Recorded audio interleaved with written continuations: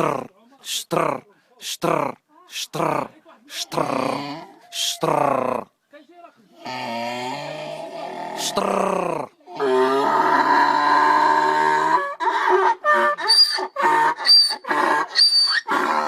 شطر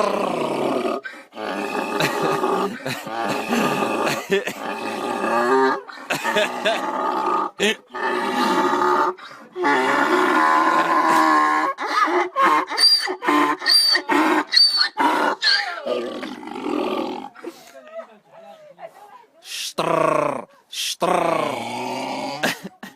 شطر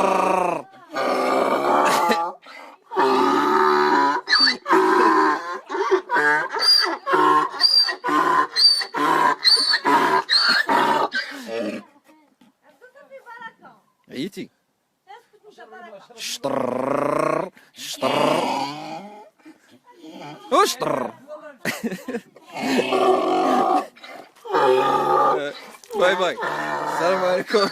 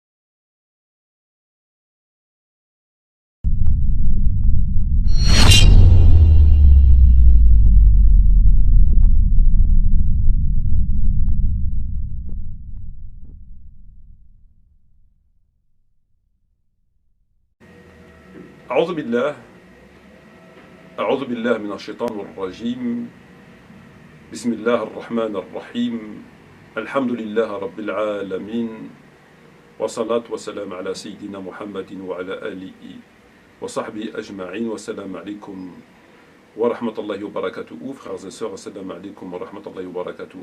J'espère que vous allez tous et toutes bien en ce début d'après-midi de ce jour de mercredi 28 août et il est précisément 14h36. Bonjour à toutes les personnes n'étant pas de confession musulmane qui écoutent cette présente vidéo. Frères et sœurs, comme l'indique l'introduction de celle-ci, nous allons nous intéresser à une vidéo, laquelle a pour titre « Pourquoi écoutez-vous les islamophobes en fait ?» Une vidéo qui a été ajoutée le 2 août de cette même année et qui dure 19 minutes et 31 secondes. J'ai extrait 7 passages de cette vidéo, dont 2 en particulier, à savoir le 5e et le 7e, qui sont particulièrement édifiants. Alors nous allons faire ce que nous faisons d'habitude, c'est-à-dire d'écouter, de faire passer les passages au fur et à mesure, et à chaque fois donc d'apporter un commentaire. Écoutons donc le premier extrait.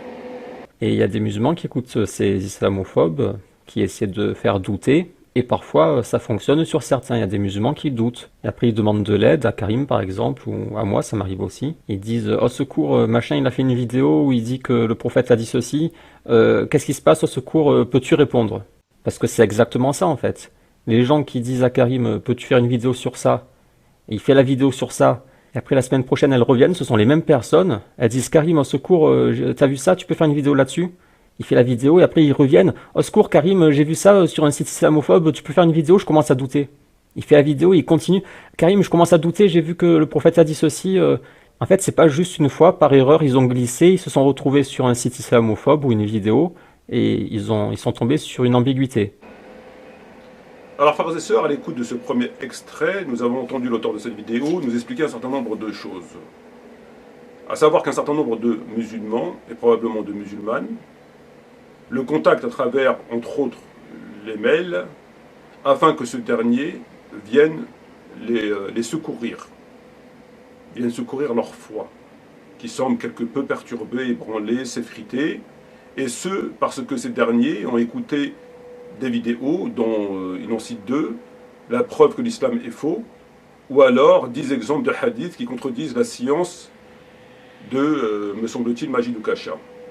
Alors comme ses frères et ses sœurs écoutent ce genre de vidéos, et que le contenu, ou une partie en tout cas de ce contenu,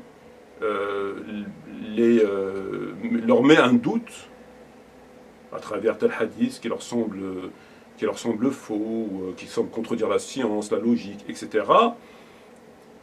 Alors ces derniers se tournent vers qui? Ils se tournent vers 2 personnes, selon ce qu'il nous explique. Il se tourne vers lui-même, mais aussi vers son copain Karim Al-Hanifi. Et pour reprendre ces termes, il nous dit « Au secours, au secours, au secours, au secours, qu'est-ce qui se passe? Peux-tu répondre ?» Peux-tu répondre à Majid Ukasha? Peux-tu nous répondre? Peux-tu répondre à Dosterot? Peux-tu faire quelque chose? Peux-tu nous aider? Ils vont voir Karim Al-Hanifi, pareil, au secours, peux-tu nous aider? Allô, on souffre, notre foi s'émiette.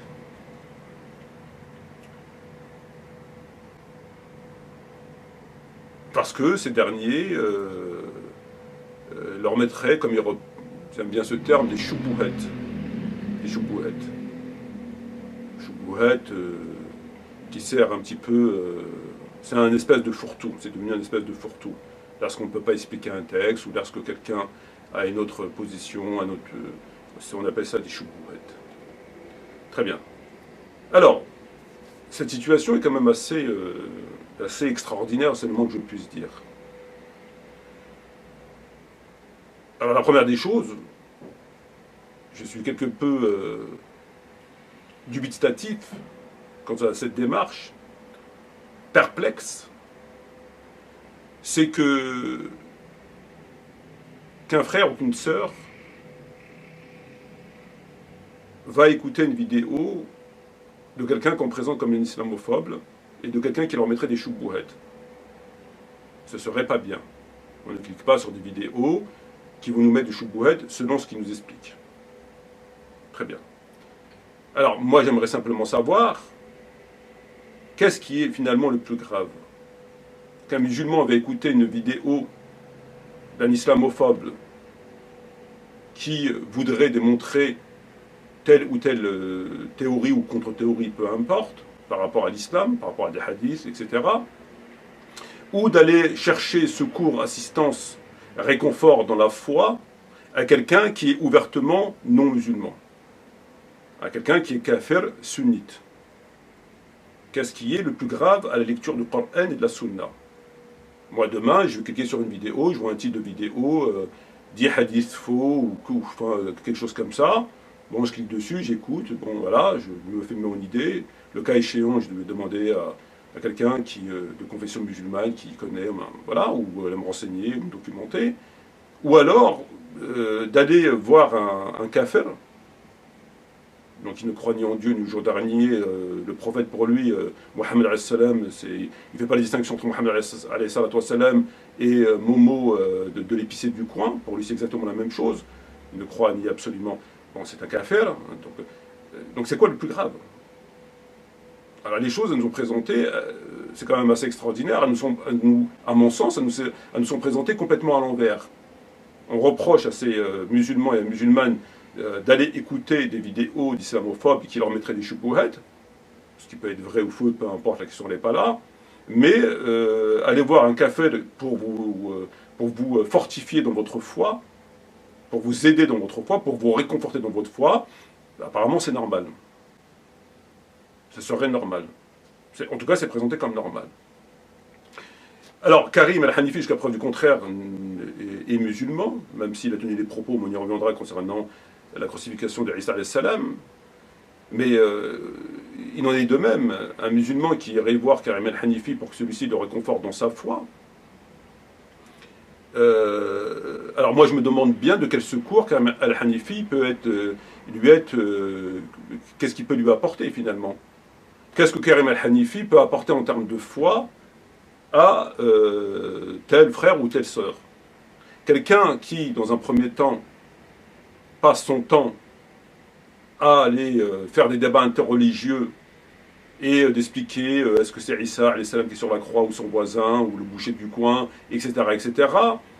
Et donc il distrait par cela les musulmans, il se distrait lui-même et distrait aussi des musulmans, parce que jusqu'à preuve du contraire, c'est pas ce qu'a fait le prophète et les compagnons. Jusqu'à preuve du contraire, le prophète n'a pas été envoyé pour ça. Jusqu'à preuve du contraire, le jour des comptes, Allah Azza wa Jalla ne veut pas nous interroger sur la question de savoir est-ce que c'est bien Issa ou son voisin qui était sur la croix. Est-ce que, jusqu'à preuve du contraire, je pense que tout le monde doit à peu près le savoir. Donc quelqu'un qui passe son temps à distraire les musulmans et qui va contredire radicalement très récemment le Coran à travers la crucifixion de Issa en nous expliquant que Jésus était bien sur la croix, Jésus est mort sur la croix et Jésus a été ressuscité à la droite d'Allah, ce qui contredit le Coran, parce que le verset ne peut pas être compris de cette manière à aucun moment, je dis bien à aucun moment, et l'ensemble des savants qui ont marché sur cette terre, ceux jusqu'à preuve du contraire, et ce n'est pas ce savant du 6e siècle qui est venu changer comme il le prétend la donne, parce que ce savant n'a absolument rien dit en ce sens, pas plus que Didat ou son élève, comme on l'a vu dans une vidéo. Donc quelqu'un qui va contredire le Coran, qui va comprendre ce verset comme il l'a compris, au nom d'une prétendue thèse qu'il présentera on ne sait pas quand à des savants, alors là, moi, je ne comprends pas, j'avoue que je ne comprends pas. Alors ils vont voir un kafir, un mécréant sunnite, pour que ce dernier les réconforte dans la foi. Ils vont voir quelqu'un qui passe à distraire les musulmans et qui ne connaît vraisemblablement pas grand-chose de l'islam et qui va jusqu'à contredire radicalement la parole d'Allah, sans absolument rien qui puisse le justifier. Il ne peut même pas s'appuyer sur un savant, même pas un savant, encore si c'était le cas, il s'appuie sur un savant, il ne fait que répéter ce qu'un savant a dit. Je ne sais pas. Si nous reprenons la question de Karim al-Hanifi par rapport à ce qu'il fait, c'est-à-dire de distraire les musulmans de ce pourquoi le prophète alayhi salam a été envoyé, c'est ce pourquoi on sera interrogé le jour des comptes. On n'a pas besoin de parler de 1 million de choses, de ce qu'est-ce que Allah attend de nous en termes de salat, en termes de zakat, en termes de ceci ou de cela. Vous prenez un seul point qui est mentionné clairement dans le Coran à plusieurs reprises. Sujet, obligation complètement occulté, voire piétiné dans le cadre de ce débat interreligieux. Piétiné dans le cadre de ce débat interreligieux. Allah Azza wa Jalla dans le Coran, il nous dit ce qui suit. Tilka hudud Allah. Tilka hudud Allah. ومن يطع الله والرسول يدخل الجنة تجري من تحتها الأنهار خالدين فيها وذلك فوز عظيم ومن يعصي الله والرسول ويتعدد حدوده يدخل النار خالدين فيها وله العذاب مهين. تلك حدود الله. Telles sont les lois de Dieu. Celui qui les respecte, alors ira finalement au paradis. Celui qui les délaisse, qui ne les respecte pas, qui les occulte, appelez ça comme vous voulez, وَمَنْ يَعْصِي اللَّهَ وَالرَّسُولَ وَيَتَعَدَّدْ حُدُودَهُ. Résultat, يُدْخِلْ النَّارَ خَالِدِينَ فِيهَا وَلَهُ الْعَذَابُ الْعَظِيمُ مُهِينٌ. Autre verset, وَمَنْ يَتَعَدَّدْ حُدُودَ اللَّهِ فَقَدْ ظَلَمَ نَفْسَهُ وَمَنْ يَتَعَدَّدْ حُدُودَ اللَّهِ فَأُولَئِكَ هُمُ الظَّالِمُونَ. تائبون عابدون حامدون سائحون راكعون ساجدون الأمور بالمعروف والنهي عن المنكر وحافظوا لحدود الله وبشر المؤمنين ومن يتعدد حدود الله فقد ظلم نفسه etc. etc. Donc si on s'arrête uniquement sur ce point, on ne va pas évoquer ceci comme on l'a fait à plusieurs reprises, juste les hudud. Alors allez vous renseigner, vous documenter qu'est-ce que c'est le hudud. Hudud qui n'existe pas dans le cadre de ce débat interreligieux, on s'en tape complètement. Nous, ce qui nous intéresse, c'est de savoir si c'est Issa ou le boucher ou le boulanger éventuellement qui est sur la croix, etc. Et même là, il contredit le Coran. C'est même pas encore. Bon. Donc, nous prenons que ce point. Que ce point. Je veux dire, à moins que vous considérez ces versets comme faux, ou que vous les interprétez encore. Mais c'est parfaitement clair. Ne parlons pas du reste. Donc, quand un musulman s'en tape complètement des hudud et considère que sa foi, elle est à peu près complète et qu'il a à peu près fait son devoir, etc., alors, bon, moi, après, j'ai pas de commentaire à faire. La question, ici, de savoir, d'écouter des islamophobes parce qu'ils mettraient des choubouhettes, selon lui, alors qu'en réalité, le principal ennemi de l'islam, de Allah Azza wa Jal, du Coran, du prophète Mohammed alayhi salam, c'est pas l'aldostérone ou Majid Kasha, c'est l'islam de France. Et quand je dis l'islam de France, c'est ce prototype qui a été construit de façon mondiale, imposé dans le monde entier, dans tous les pays c'est comme ça, cet islam a des 3 versets que l'on connaît, laïque par leurs imams, et prière Ramadan, l'Aïd et Jumu'ah au son de la Marseillaise, et tout le reste, on s'en tape. Et après, le reste, c'est que du blablabla. C'est ça, le véritable islam. L'ennemi de l'islam, c'est cet islam-là. Majidou Kasha à côté, c'est même pas un détail. Mais apparemment, ça ne les intéresse pas non plus. Au même titre que les hudud, ça ne les intéresse pas. Ça ne les intéresse pas. Ils vont prier derrière ces gens, et ça ne les intéresse pas. Ils sont adhérents de cet islam. Cet islam, cette chose qui est en train de détruire complètement l'islam. Complètement. Bon, apparemment, ça ne cause pas de problème. Ce qui cause problème, c'est les islamophobes et Majidou Kasha à travers ces prétendus choubouettes. Parce que là encore, il y a des choses à dire.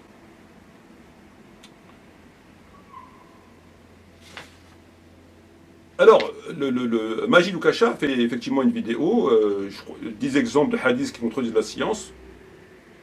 Et à l'écoute de cette vidéo de Majidou Kasha, celui-ci considère qu'il met des choubouhettes. Qu'il ne faut pas cliquer sur ces vidéos parce que ce sont des choubouhettes.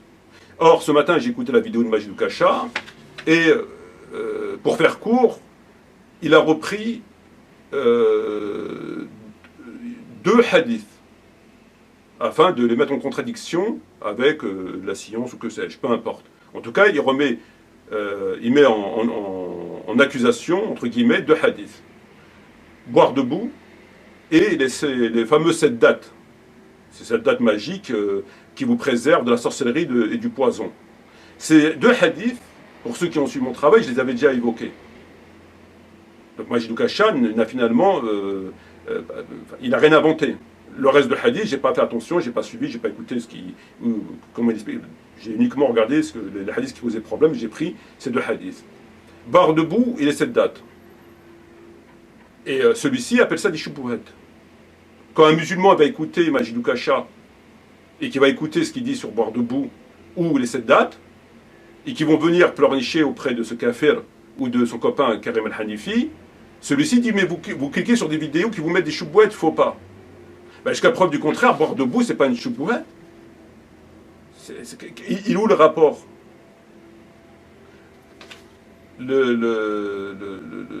Boire debout, à travers des hadiths rapportés par Muslim, Sahih Muslim, je veux dire, ont été contredits par le Bukhari, par l'imam Malik, rahimahullah. Les 7 dates magiques causent problème. C'est cette fameuse 7 dates magiques où le prophète aurait dit, celui qui déjeune le matin avec cette date de Al-Joua, rien ne pourra le nuire ce jour-là, ni le poison, ni la sorcellerie. J'avais expliqué qu'il causait problème. Boire debout, pour reprendre la fiche concernant boire debout, pendant qu'on y est, on va l'évoquer. Alors, hadith rapporté par Bukhari et Muslim. Ali salam qui était à l'entrée de la cour quand on l'apporta de l'eau. Il en but en restant debout. Il but en restant debout. Il y a des gens qui n'aiment pas qu'on boive debout. Moi j'ai vu le prophète salam faire ce que vous m'avez vu faire. Donc il a bu, ça pose pas de problème. Très bien. Autre hadith. Ali, après avoir fait la prière de Dhuhr, s'assit dans la place de Koufa pour s'occuper des affaires des gens jusqu'au moment de la prière de l'Asr. On lui apporta de l'eau, il but, lava son visage et les mains. Il cita la tête et les pieds, puis il se leva, il but debout, le reste de l'eau. Puis il dit, il y a des gens qui qu'on boive debout. Or, le prophète fait exactement ce qu'il vient de faire. Donc ici, dans le Bukhari, le prophète Ali, il a bu debout, il dit, il n'y a pas de problème, on peut boire debout. Ok. Sauf que dans Sahih Muslim, on trouve autre chose. Le prophète a interdit qu'on boive debout. Le prophète a interdit à l'homme de boire debout. Qatada lui dit, et nous demandâmes, et de manger. Anas répondu, c'est pire ou plus mauvais. Le messager de Dieu a dit qu'aucun de vous ne boive debout. Quand celui-ci oublie, qu'il se fasse vomir. Il a interdit à l'homme qu'on boive debout. Qatada, nous demandâmes, et manger. Anas a répondu, c'est pire ou plus mauvais. On l'a cité ici. Voilà. Donc ici, à travers cette... ce qu'a dit, ce qui est présenté comme une choubha de la part de ce monsieur, et qui disent aux musulmans, oui mais c'est du choubouad, etc., etc., ça n'est pas. Ça n'est pas. Vous avez Bukhari qui rapporte, et d'autres qu'on lira après, selon lesquels le prophète Ali a bu debout. Il a bu debout, il a dit, vous dites ça, mais non, pas de problème, on peut boire debout. Mais dans Sahih Muslim, il dit, non, interdit de boire debout, et celui qui a bu debout se fasse vomir. Manger, c'est pire. Donc il y a évidemment, le moins qu'on puisse dire, une contradiction entre le Bukhari qui rapporte qu'on peut boire debout, que Ali a bu debout, et Muslim qui rapporte que c'est interdit et on va jusqu'à se faire vomir, etc. Il y a une contradiction. Eux, ils appellent ça des choubouhat. Ah, c'est une choubouhat. Ce sont des choubouhat. Ah non, c'est pas une... Concernant les 7 dates, alors Majid, lui, il l'explique autrement, il va le remettre en accusation différemment, mais il y a matière à le remettre en accusation, puisque... Alors, les 7 dates, j'en avais parlé. Alors, les 7 dates. 7 dates comprendraient de cette qualité, selon ce prétendu dit du prophète, qui vous préserve de la sorcellerie et du poison. Passons par la sorcellerie, le poison. Donc si tu prends ces 7 dates le matin, et que l'après-midi ou dans la soirée, tu tapes un 33 centilitres de cyanure, tu n'auras aucun problème. Tu n'auras absolument aucun problème. D'ailleurs, ils disent même que le Cheikh Ibn Baz mangeait le matin 7 dattes. À croire que, je sais pas, il mangeait 7 dattes, peut-être qu'il avait peur de se faire empoisonner. Parce qu'ils nous disent que le Cheikh Ibn Baz mangeait 7 dattes lui aussi le matin, de cette qualité-là. Pourquoi qu'il mangeait 7 dattes? Avait-il des choses à se reprocher? Enfin, donc, selon ce hadith, tu manges 7 dattes le matin, 1 heure, 2 heures dans la soirée, en tout cas dans la journée, tu tapes un bol de cyanure, il t'arrivera absolument rien. Ben, c'est dommage, parce que Hassan, alayhi salam, qui aurait été empoisonné par sa femme, c'est dommage. Ben, c'est de sa faute, il aurait dû manger 7 dattes le matin.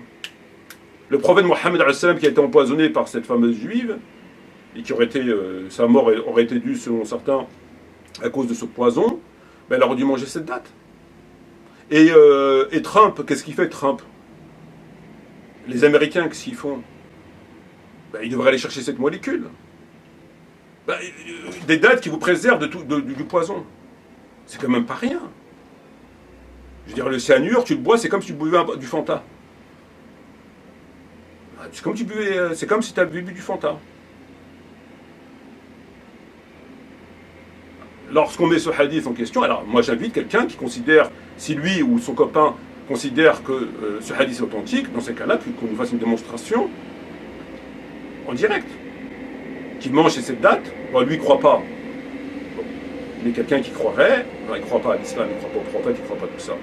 Mais quelqu'un qui croirait, ben, qui mange cette date, et puis moi je veux bien lui donner pas un bol de cyanure quand même. Puis on verra.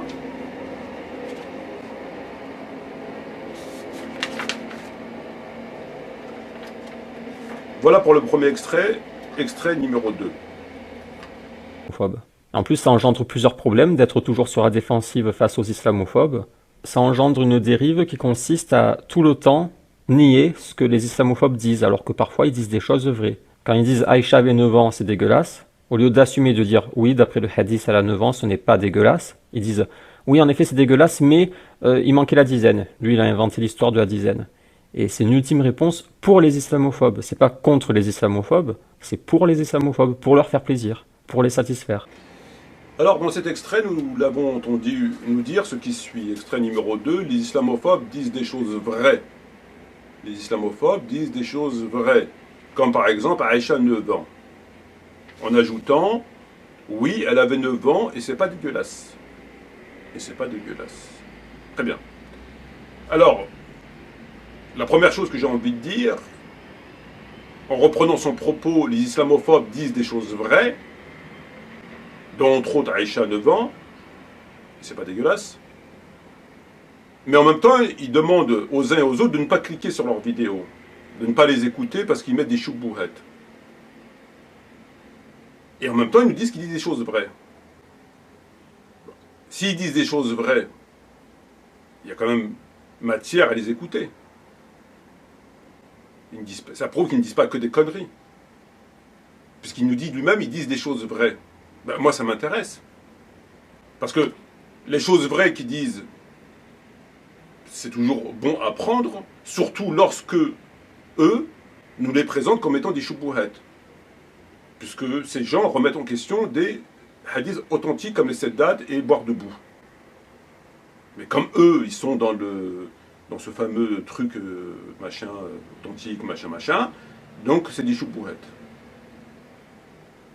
Alors, s'ils disent des choses vraies, bon, bah, il y a toujours, ça prouve qu'ils ne disent pas que des conneries, il y a toujours peut-être quelque chose à analyser. Chose surtout qu'eux-mêmes occultent, au nom du sahih, machin, etc. Très bien. Alors,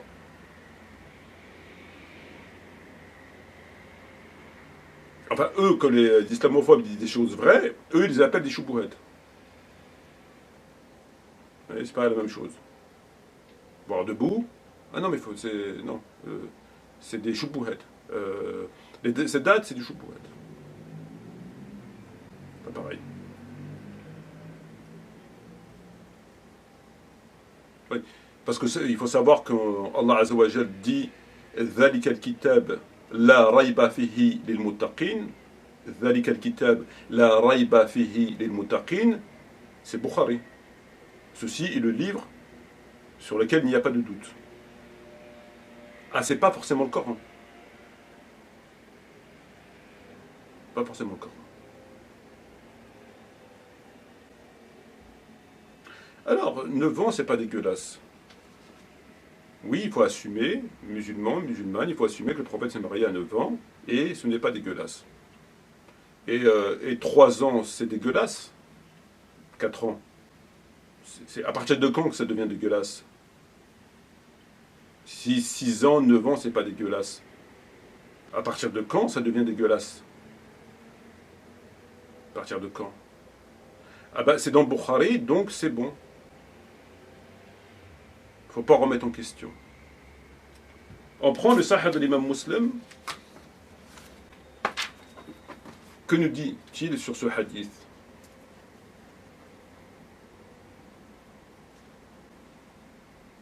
Pour ce qui est de la date de noces, des noces, la petite fille et la consommation de son mariage, si le mari se met d'accord avec le tuteur sur une date qui ne représente pas une nuisance pour la fille, cet accord sera mis en application.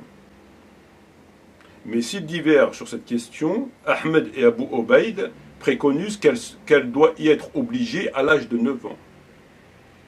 Avant, on est encore dans la diplomatie. Avant 9 ans, on peut discuter.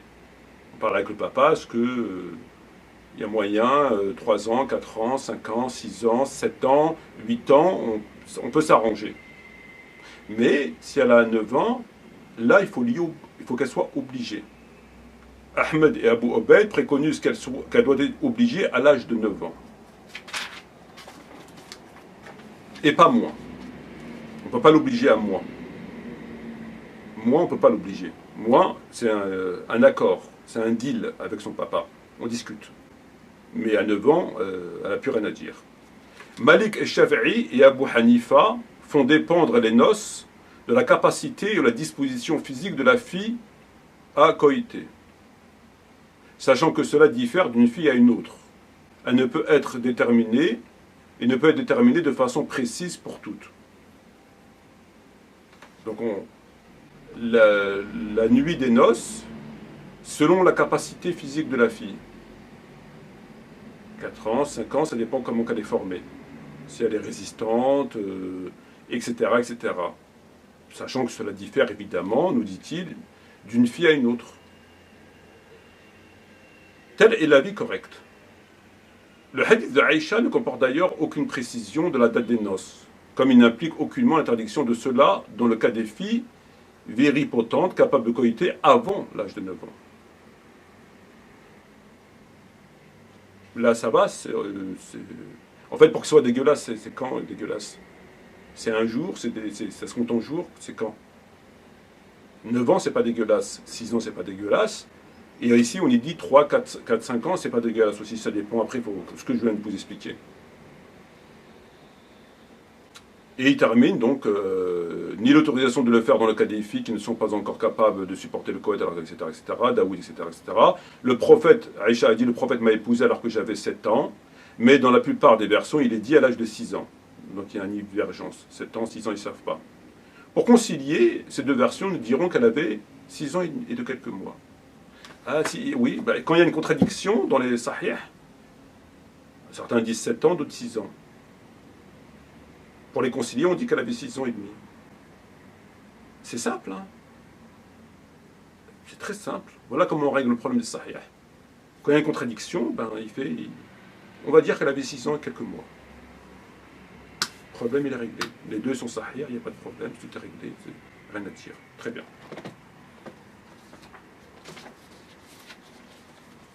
Donc, c'est pas dégueulasse. Alors, chacun... Alors, puisqu'ils partent du principe que lorsque c'est dans le Bukhari Muslim, c'est authentique, il faut l'assumer, et que si on écoute d'autres gens, c'est du shubuhat, qui viendraient contredire cela, ils font des shubuhat, dans ce cas-là, il faut aussi valider que Aïcha, l'épouse du prophète, radiallahu anha, donnait son sein à des hommes, parce que c'est dans le Muslim. Salim, l'allié de Abu Hudayfa, vivait en compagnie de celui-ci et de son épouse dans leur maison. Et c'est-à-dire Bint Soleil vint alors voir le prophète, Il lui dit, Salim a atteint l'âge d'un homme qui comprend et qui savent à propos des femmes. Et entre chez nous. Je pense qu'Abu Hudayfa en ressent quelque chose au fond de lui.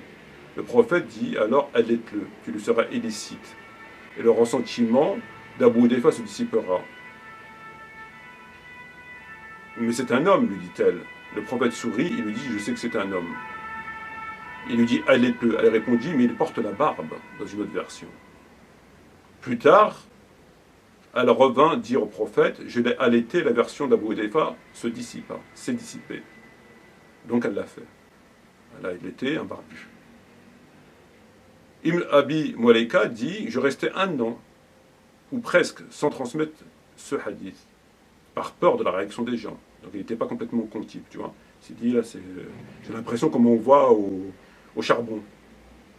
Il a gardé pour lui pendant un an. Puis j'ai rencontré Kassim et je lui dis, tu m'as certes transmis un hadith, donc tu m'as refilé une patate chaude, que je n'ai pas encore rapporté à personne. Lequel est-ce? Et je l'en enfermais. Rapporte-le, c'est Aïcha qui me l'a dit.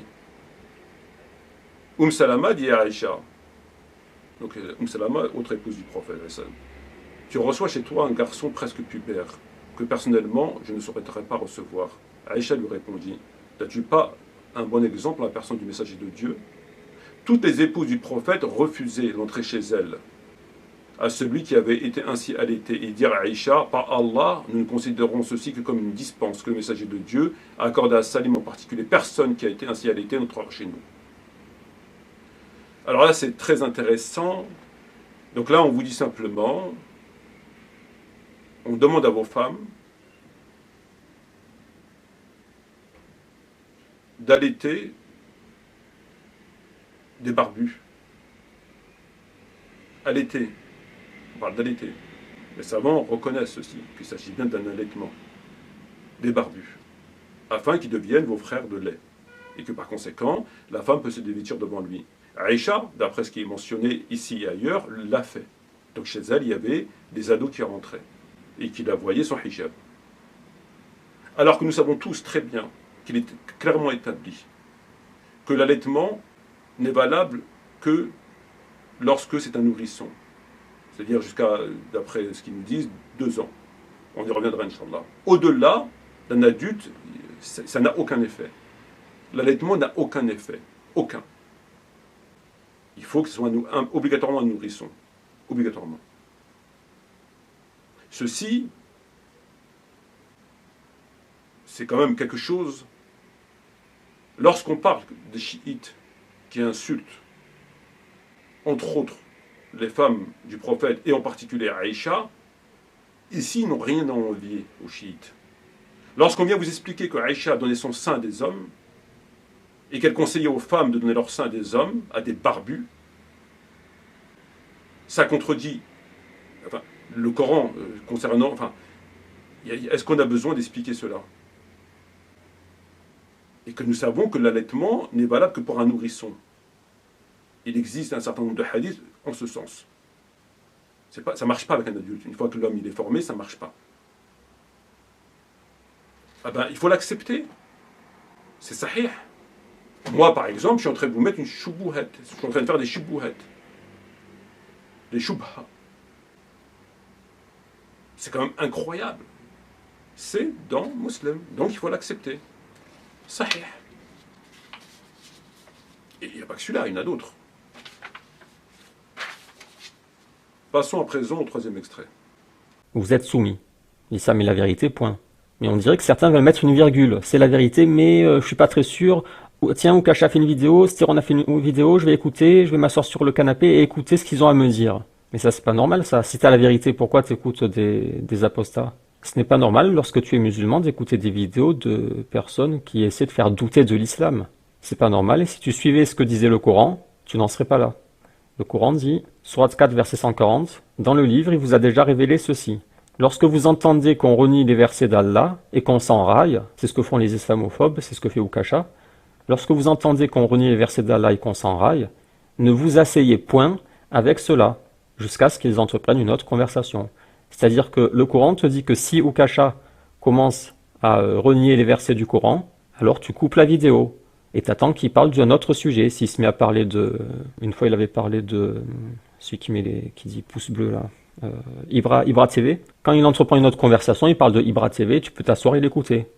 Mais quand il renie les versets d'Allah et qu'il s'enraille, c'est ce qu'il fait avec les versets, c'est ce qu'il fait avec les hadiths, ne vous asseyez point avec cela. Sinon, vous serez comme eux. Il y a même la raison qui t'est donnée. Si tu le fais, tu vas devenir comme eux. Allah rassemblera certes les hypocrites et les mécréants, tous dans l'enfer. Alors dans cet extrait, il fait une démonstration, il nous explique que il renvoie les musulmans, ceux qui viennent le voir lui demander conseil, au verset 140 de la sourate 4, qui dit, dans le livre, il vous a déjà révélé, ceci lorsque vous entendez qu'on renie les versets d'Allah et qu'on s'enraille, ne vous asseyez point avec eux jusqu'à ce qu'ils entreprennent notre conversation. Sinon vous serez comme eux. Allah rassemblera certes les hypocrites et les mécréants en enfer. Donc il prend ce verset, il dit voilà aux musulmans, voilà ce que Dieu dit. Pourquoi vous écoutez Majid Kacha, etc. Puisqu'ils tombent sous le coup de ce verset. Je sais pas, moi je lis, il vous a déjà été révélé lorsque vous entendez des hadiths du prophète de Bukhari, de Muslim, sahih, et qu'on les raille, ne vous asseyez point avec eux. Il y a écrit ça dans le verset. Il n'y a pas écrit Bukhari, Muslim, les hadiths. Il y a écrit les versets. Versets. Pas hadith. Pas Bukhari, pas Muslim. Mais comme pour eux c'est pareil, ذَلِكَ الْكِتَابِ لَا رَيْبَ فِيهِ هُدًى لِلْمُتَّقِينَ, Bukhari. Donc c'est pareil. Donc voyez, regardez comment ils prennent un verset qui évoque le Coran, et non pas les hadiths, parce que c'est pas la même chose. Qu'on critique des hadiths, c'est pas critiquer le Coran. Lorsqu'on on parle de 10 citations du prophète qui contredisent la science, etc., ce sont des hadiths, pas des versets. Je ne vois pas un musulman prendre au sérieux quelqu'un qui vous expliquerait tel verset. Enfin, c'est les hadiths qui posent problème, pas le Coran. Et ici, il fait un amalgame total. Ce verset, c'est pour les hadiths. Il n'y a pas de différence, c'est pareil. Il l'a appliqué aux hadiths, alors que dans le Coran, lorsqu'on renie des versets, pas les hadiths. Moi, je peux renier des hadiths, et je renie des hadiths, et Dieu merci. Pas des versets. D'ailleurs, même Ibn Kathir, sur ce point, il est très clair.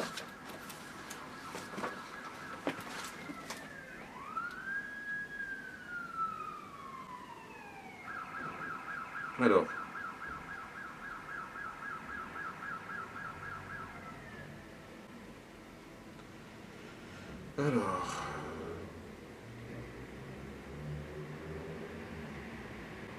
Elle signifie, si après que cela vous ait été déjà interdit, vous vous obstinez à transgresser en vous réunissant avec eux dans un lieu où on dénie la parole divine, où on la tourne en dérision, et que vous admettiez de telles moqueries, etc., etc. On parle du Coran, pas des hadiths. C'est pas la même chose. Mais il l'a appliqué au hadith. D'ailleurs, dans le Coran, il y a aussi écrit « Accepte ce qu'on t'offre de raisonnable, commande ce qui est convenable et éloigne-toi des ignorants ». Dieu demande aussi de s'éloigner des ignorants. Dont, entre autres, évidemment, lui, ou Karim al-Hanifi, qui sont au-delà de l'ignorance. Passons au 4e extrait. Quand on me fait lire des hadiths comme cela, je comprends plus ma foi. Voilà, après il doute. Certains hadiths sont étranges, comme Satan dans le nez et les autres.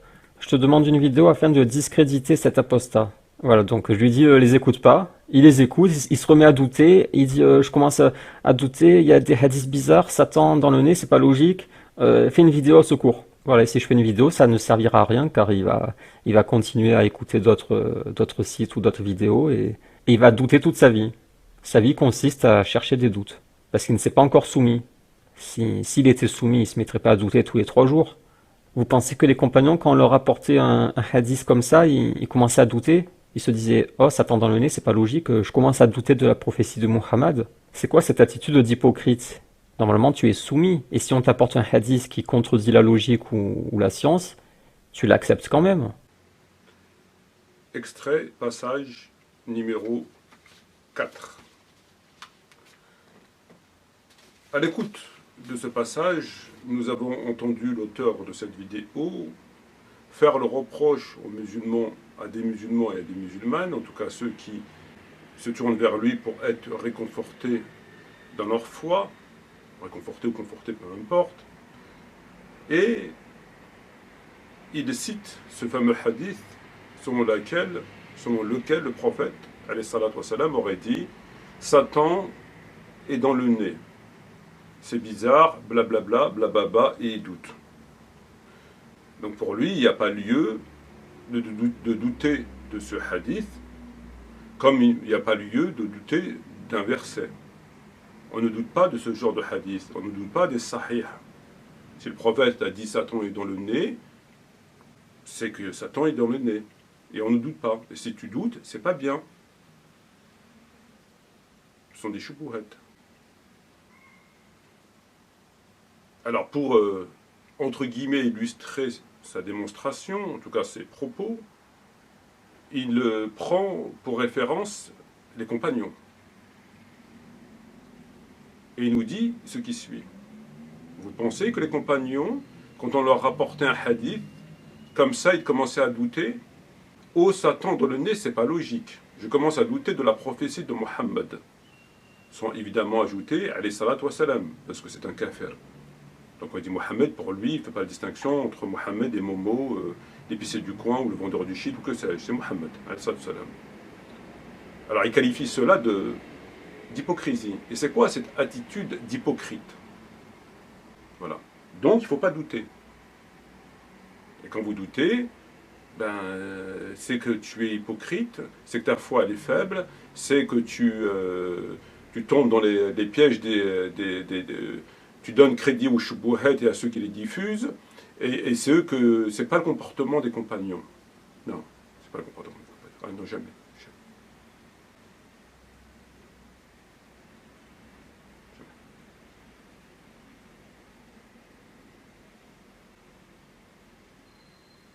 ذلك الكتاب لا ريب فيه للمتقين. ذلك الكتاب l'imam al-Bukhari, صحيح l'imam al-Bukhari, ليس القرآن. ولا نفس الشيء. C'est kiff kiff. Alors moi déjà je me dis, est-ce que finalement on rapportait ce genre de, pas de conneries, pas spécifiquement ce hadith, mais on va expliquer tout ça en détail. Est-ce qu'on rapportait aux compagnons du prophète, salam, un certain nombre de hadiths bizarres qui défient la science et la logique?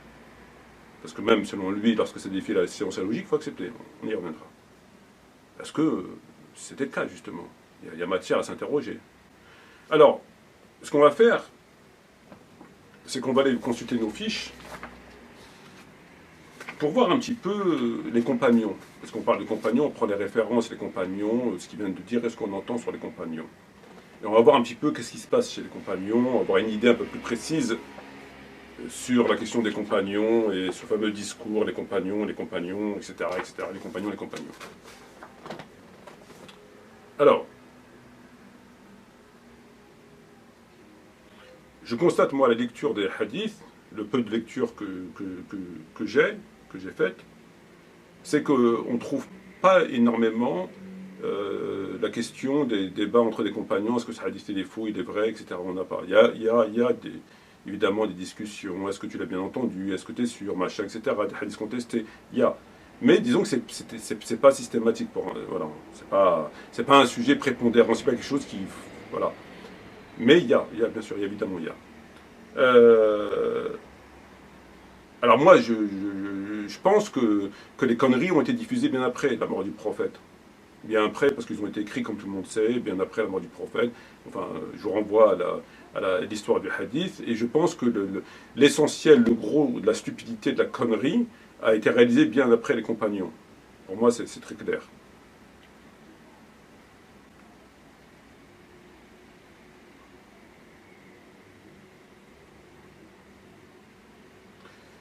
On a par exemple, lorsqu'on rapporte un hadith à Aïcha, radiyallahu anha, le messager de Dieu a dit qu'on a de vous se tient debout pour prier, l'équivalent de la rade d'une selle de chameau est placé devant lui, qui le protégera.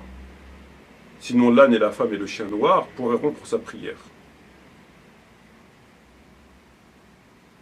L'âne, le chien et la femme. Si elle passe devant l'homme, elle peut rompre sa prière. Donc il faut qu'il mette une distance de sécurité, des barrières. Oui, des barrières de sécurité. Le prophète alayhi salam a dit, c'est un musulman, sahih muslim, de même Bukhari, de même Ibn. La femme, donc c'est un sahih, la femme, l'âne et le chien rompent la prière, mais cela peut être évité par l'équivalent de rara d'une selle. Très bien.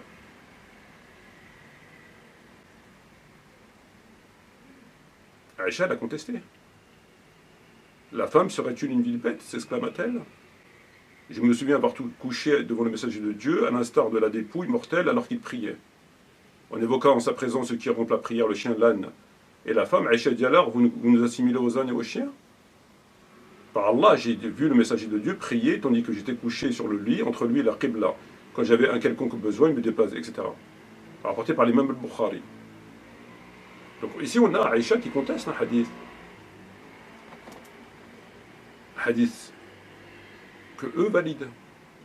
Qui valident et en partie sur le texte en soi, mais le fait qu'on ne conteste pas les hadiths sahih, selon eux, c'est des choubouhettes. Celui qui le fait, c'est des choubouhettes. C'est leur position. Or, elle l'a fait. Elle a fait une choubha, elle l'a fait.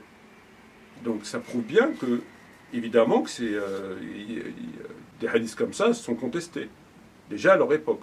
Il n'y en avait pas beaucoup, mais il y avait une contestation. Contrairement à ce qui veut nous faire croire qu'ils gobaient toutes sortes de hadiths, le Satan dans le nez, dans le pied, dans les oreilles, machin, etc. Non, non, non, non, non, absolument pas. Absolument pas. La preuve.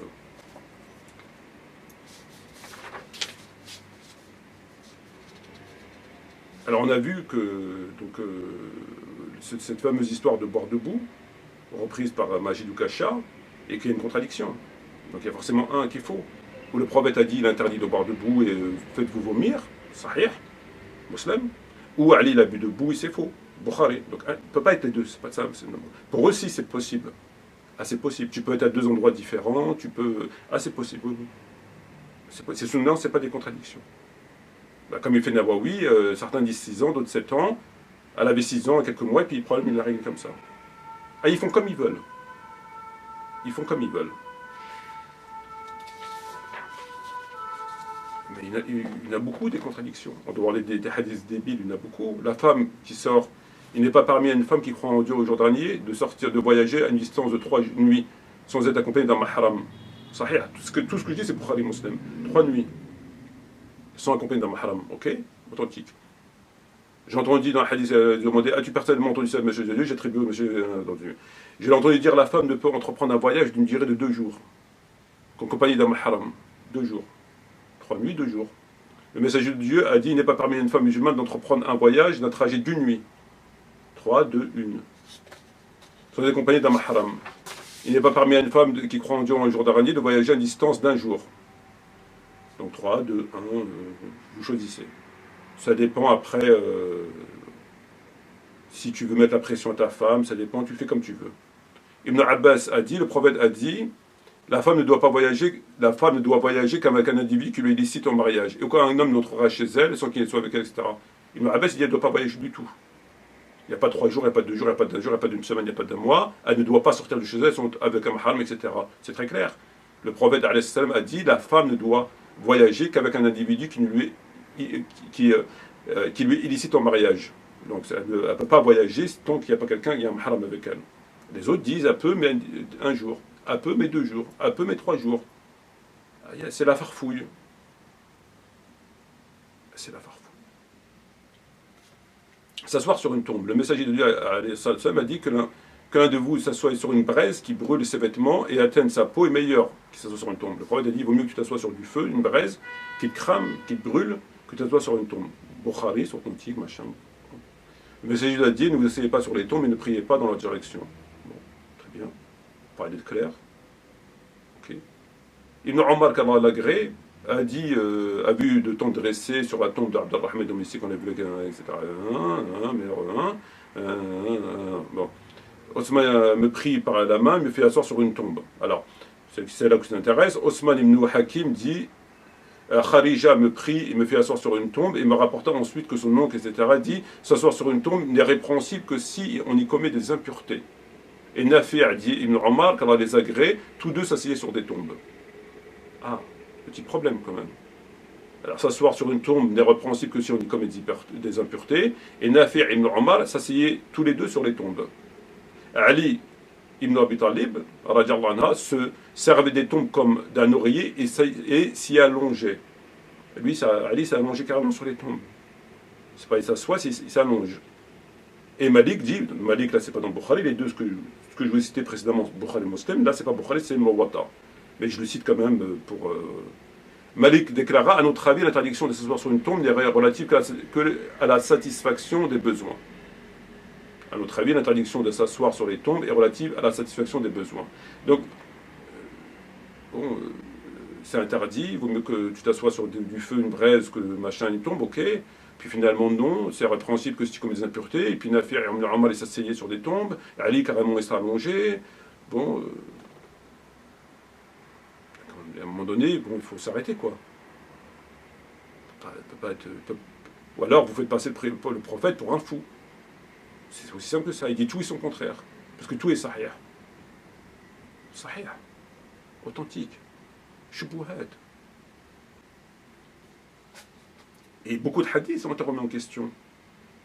La question de la prière al-Asr, qui disent que c'est la prière, le Salat al-Wusta, Salat al-Asr, dans le Bukhari, c'est l'Asr. D'autres savants disent que c'est Zor, Maghrib, Isha, etc. Ils n'ont pas pris le fait que c'est ça. Alors que dans le Bukhari, l'Asr, le Wusta, c'est l'Asr. Lorsqu'on le hadith qui dit on ne tue pas un musulman par un kafir, par Abu Hanifa de mémoire, lui conteste, il dit si on le tue. Donc il n'a pas pris ce hadith de Bukhari comme authentique, sinon il l'aurait respecté. Shawwal, qui est dans Muslim, pas dans le Bukhari, les mérites de Shawwal, dans Muslim c'est bien connu. Muwatta il a dit il n'y a pas de Shawwal. Malik a dit il n'y a pas de Shawwal. Donc lui, il n'a que faire de Bukhari, même s'il ne l'a pas connu, mais il le rejette indirectement. Il rejette le contenu. Il n'y a pas de Shawwal. Les chiens, les pleurs, l'allaitement, etc., tout ce qui est dans Muslim, Bukhari, surtout dans Muslim, c'était rejeté de façon notoire. Ils n'ont pas dit Shubuhat, machin, il faut prendre, même le Satan dans le nez, il faut tout prendre, c'est sahih, sinon c'est Shubuhat, machin. Ils n'ont pas dit ça. Alors Abu Huraira rapporte que le prophète a dit lorsqu'une mouche tombe dans un vase, que l'un de vous y plonge puis l'enlève, car le mal, alors je relis, lorsque une mouche tombe dans le vase de l'un de vous, qu'il y plonge puis l'enlève, car le mal est dans l'une de ses ailes, et la guérison est la deuxième. Donc là, le prophète nous dit, si une mouche tombe dans ton vase, il faut y plonger, parce que sous une aile, il y a une maladie, sous l'autre, un remède. Alors là, moi je veux bien, moi je ne le rejette pas ce hadith. Il est possible que, scientifiquement, ils prouveront que encore ce hadith, il se tient. Pour moi, je ne le rejette pas. C'est possible, c'est pas impossible, mais voilà. Mais on continue. Abu Huraira a dit Allah aime l'éternuement et déteste le bâillement. Lorsqu'une personne éternue, il est du devoir de chaque musulman d'entendre, de lui dire qu'Allah te fasse miséricorde. Yarhamakallah. Pour ce qui est du bâillement, il vient du diable. Le bâillement vient du diable. Si l'un de vous est sur le point de bâiller, qu'il essaie d'y résister tant qu'il peut, car si l'un de vous dit ha quand tu bailles, le diable se mit à rire de lui. Donc lorsque tu bailles, le diable rigole de toi. Il rigole, ça le fait marrer. Bon, là, ça commence à devenir un petit peu quand même. Bon, c'est pas comme l'autre, le précédent, qui a un rapport. Mais là, ça commence à devenir un petit peu juste, quoi, limite. Mais bon, pourquoi pas. J'ai entendu le prophète dire, à chaque fois que Satan entend l'appel de la prière, il s'en va jusqu'au coin et rempli de paix. Donc lorsque l'orifice du derrière. Lorsque Satan entend l'appel de prière, il va, il se barre et il pète. J'avoue que là, ça commence à devenir un petit peu compliqué. Mais pourquoi pas? Pourquoi pas? Devant le prophète sallam a dit, on a parlé du sujet d'un homme qui est resté endormi jusqu'au matin. Donc on a rapporté qu'un homme est resté endormi jusqu'au matin. Beaucoup de gens restent aujourd'hui endormis jusqu'au matin. Tout le monde, il ne s'est pas levé pour la prière. Donc un homme qui a dormi jusqu'au matin ne s'est pas levé pour la prière. Le prophète a dit, Satan lui a pissé dans l'oreille. J'avoue que... Alors, lorsque on remet ce genre de hadith en question, pas la mouche mais les autres, là où il y a discussion évidemment, et que on ne les met pas parce que ça ne colle pas par rapport à nous, parce qu'on croit que... Non. Mais quand on voit le support de Bukhari Muslim, toutes les contradictions qui existent, et tous les propos indécents qui touchent entre autres Aïcha, etc., la falsification du Coran, il y a problème. Il y a matière à remettre le support en question et de faire très attention au hadith. C'est que lorsqu'on a la preuve et qu'on voit que dans Bukhari Muslim, il y a des choses extrêmement graves qu'on a vues, d'autres qu'on a vues dans le passé, qu'on verra probablement. Effectivement, il y a matière à s'interroger sur ce genre de hadith. Ça, on n'a pas dans le Coran. Dans le Coran, personne ne pourra venir vous dire, il y a tel verset, machin, ça, moi, j'ai jamais vu il n'y a pas dans le Coran. Alors, il nous disait, vous pensez que les compagnons, quand on leur rapportait un hadith, comme ça, ils commençaient à douter. Alors, pour lui, les compagnons, lorsqu'on leur citait des hadiths, ils ne doutaient pas. Parce que c'est bien connu qu'un compagnon, ça prend tout ce que le prophète lui dit, cette fameuse image que l'on a du compagnon, présentée par un certain nombre de savants, et les compagnons, ce que l'on sait. Et l'imam al-Bukhari, dans son Sahih, il nous donne la définition du mot compagnon. Tout musulman qui a accompagné ou vu le prophète, alayhi salam, est considéré comme l'un des compagnons. Donc, tout musulman qui a vu ou accompagné le prophète est un sahabi, c'est un compagnon. Et tout le monde sait ce qu'on dit sur les compagnons. Alors on va lire un petit peu les compagnons.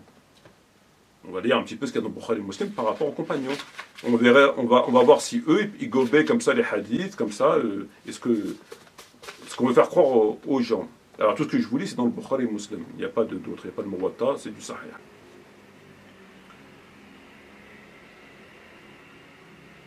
Alors, comme j'étais assis auprès de Sa'id ibn Musayyib, il me rapporta que son grand-père, Hazn, était allé voir le prophète sallam.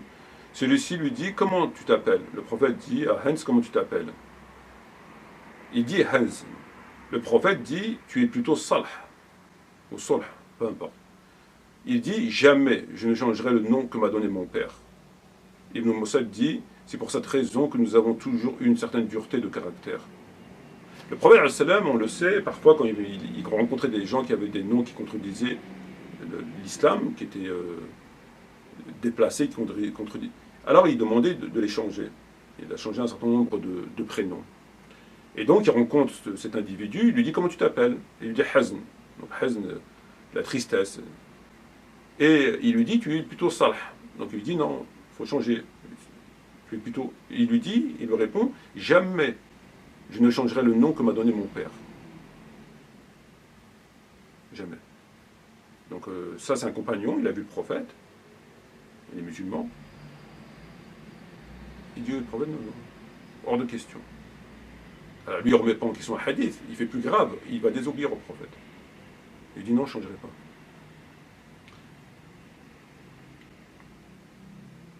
Marwan ibn Hakam a déjà assisté à une rencontre entre Ali et Omar, entre Ali et Othman, car dans les agrès tous deux, Othman interdisait de faire l'Umrah et le Hajj, et interdit de le faire ensemble. En remarquant cela, Ali fait la talbiya pour les deux, en utilisant cette formule. Et Ali dit, je ne laisserai jamais une sunna du prophète pour la parole de quiconque. Donc Othman interdisait une chose que le prophète faisait. Et Ali lui dit, hors de question que je laisse la sunna du prophète pour te suivre, et pour suivre n'importe qui. Là, il n'a pas remis en question le hadith, il a carrément changé, d'après le Bukhari, une pratique que le prophète faisait. Et Ali ne l'a pas suivi. Ali a dit, tu veux interdire une chose faite par le prophète? En remarquant cela, Ali fait la talbiya, puis l'Umrah et le Hajj. Ibn Abbas a dit le jour du jeudi. Et quel est le jour du jeudi? Puis il se mit à pleurer jusqu'à ce que les larmes colorent le gravier. L'envoyé de Dieu, alayhi salam, fut saisi d'une grande douleur le jour du jeudi. Il dit, apportez-moi ce sur quoi je vais vous dicter une chose qui vous préservera de l'égarement. Et jamais vous ne vous égarerez.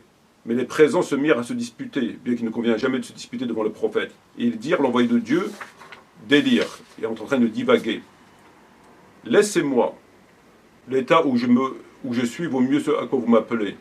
Et au terme de sa mort, il recommanda de faire 3 choses. Faire sortir les assassins de la péninsule arabique, de donner aux députations ce que je leur donnais, et quant aux 3e chose, je l'ai oublié. Ici, tout le monde connaît l'histoire du jour du jeudi, donnez-moi de quoi écrire, et Omar ibn Khattab s'est interposé, il a dit non, il ne faut pas lui donner. Alors qu'on vient de nous expliquer que les compagnons ne remettaient pas en question des hadiths, c'est bien beau, mais ils faisaient pire, ils lui désobéissaient. C'est au-delà de discuter si un hadith est authentique ou pas. S'il le dit, il dit j'en veux pas. C'est-à-dire que là, il ne discute pas de l'authenticité, il est authentique parce qu'il l'entend dire. Donnez-moi, il l'a entendu. Et ce qu'on a vu précédemment, ils l'ont entendu, de sa propre bouche. Ils n'ont pas de doute comme nous on peut avoir des doutes. En se disant, est-ce qu'il a dit, est-ce qu'il n'a pas dit? Je le rejette non pas parce que... Non, là, il l'a entendu, il n'en veut pas. Et quand on nous dit qu'ils avaient des bonnes mémoires dans les Sahih, que les compagnons avaient tous des bonnes mémoires, c'est pour ça qu'ils sont dans les chaînes de transmission, ils ont des mémoires excellentes, ben il dit, quant à la troisième chose, je l'ai oublié. Ah zut alors, il l'a oublié. Ben, je croyais qu'ils avaient des excellentes mémoires. C'est une des conditions sine qua non dans les chaînes de transmission, excellente mémoire. Il dit, je l'ai oublié. Ah, 200 ans après, ça va être un peu plus compliqué, hein, quand même. Déjà sur place, il l'a oublié. Alors 200 ans après, si Ali voulait dire du mal de Uthman, il l'aurait fait le jour où les gens étaient venus se plaindre auprès de lui des collecteurs d'aumônes, désignés par Uthman. Et ce jour-là, Ali me dit, va voir Uthman et dis-lui que ces feuillets contiennent la règle à suivre pour l'aumône de l'envoyé de Dieu. Et qu'il donne à ses collecteurs de la suivre. J'ai apporté les feuillets à Uthman, mais il me dit, écarte-les de nous. Et je l'ai remporté à Ali et je l'ai mis au courant de ce qui s'était passé. Il me dit, posez-les là où tu les as prises. Ali lui donne un feuillet du prophète dans lequel il y a la recommandation par rapport à la zakat, etc., pour qu'ils suivent la règle du prophète. Othman dit, écarte-les de nous. Ça c'est dans Bukhari, hein. Sahih. Sahih. Écartez-les de nous. Mon père m'envoyait à Uthman en me disant, prends cette missive et emporte-la à Uthman, car elle contient les prescriptions du prophète, alayhi salam. Donc le texte qu'on a vu. Alors, autre texte, tandis que l'envoyé de Dieu, alayhi salam, étant en train de partager un butin, un homme lui dit, sois juste. A'del, ya Rasulallah. Je serais bien misérable si je n'étais pas juste. Un compagnon, il l'a vu, hein, la preuve, il parle avec lui, il a tellement vu qu'il lui parle avec lui. Il lui dit, A'del, sois juste. Il dit au prophète, sois juste. Et l'expédition d'Oussama, tout le monde la connaît. Quand il avait désigné Oussama, ils ont critiqué cette désignation, ça fait même polémique parce qu'il était jeune, etc. Tout le monde connaît, qu'ils ont contesté un certain nombre, ils n'étaient pas d'accord. Au point que le prophète malade était obligé de sortir de chez lui et faire un discours afin de dire que c'est quoi ça. Tout le monde connaît cette histoire. Oussama ibn Zayd fut nommé commandant d'une forte expédition qui devait envahir une nouvelle fois la Palestine. Sur les ordres de Mohammed, il prit 3000 hommes le jour même où Mohammed mourut. Quand il arriva à la destination, il attaqua les habitants, etc. etc. Bon. Le jour du jeudi, hein, une autre variante, le jour du jeudi. Et quel est le jour? Et qu'est-ce que ce jour? Puis il se mit à pleurer au point que ses larmes mouillèrent les cailloux. Je dis, oh Ibn Abbas, que s'est-il passé le jour du jeudi? Ibn Abbas dit, la douleur de l'envoyé de Dieu atteignit un stade avancé. Et il dit, apportez-moi un os pour vous transcrire un écrit auquel vous ne nous égarez jamais. Mais ils se disputèrent, bien qu'ils ne s'y aient jamais de se disputer auprès du prophète. Ils dirent, qu'a-t-il? Délire-t-il? Le prophète dit, laissez-moi.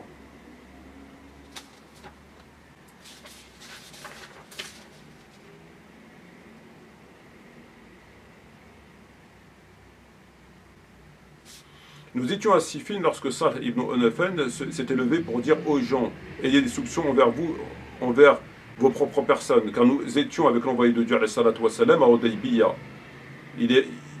Et s'il y avait eu combat, nous aurions combattu ce jour-là. Omar ibn Khattab arriva et dit, ô envoyé de Dieu, ne sommes-nous pas dans le vrai et dans l'erreur? Le prophète dit, certes, oui, Omar. Omar dit, nos victimes ne sont-elles pas dans le paradis et eux en enfer? Le prophète dit, certes, oui. Omar dit, et pourquoi donc devons donc se montrer faibles contre notre religion? Allons-nous revenir sans que Allah n'ait jugé entre nous et eux? Le prophète dit, ô fils de Khattab, je suis l'envoyé de Dieu, et Allah ne me délaissera jamais. Et Omar alla trouver Abu Bakr, il lui dit la même chose qu'il dit au prophète. Et Abu Bakr lui dit, il est l'envoyé d'Allah et Allah ne l'abandonnera jamais. C'est alors que fut révélée la sourate Al-Fath. Donc là, le prophète prend une décision. Omar, il n'est pas convaincu. Donc il parle au prophète, il lui dit, mais nous ne sommes pas... Et il n'est pas convaincu, il va voir Abu Bakr. Et Abu Bakr lui dit, mais c'est le prophète. S'il l'a fait, c'est que c'est le prophète.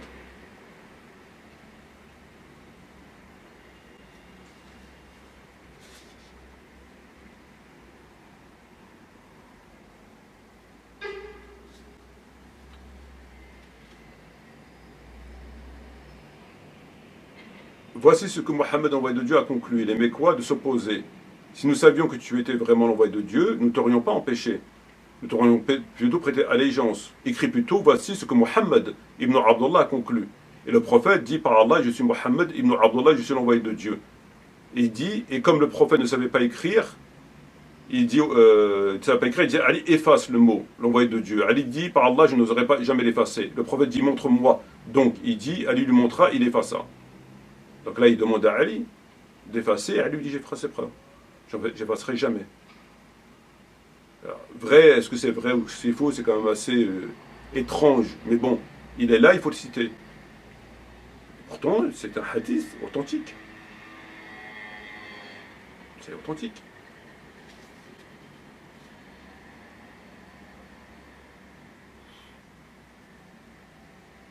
Un homme dit au prophète, tu n'as pas été équitable. Le prophète dit, de cette descendance, de cet homme apparaîtra une race de gens qui sortiront de la religion.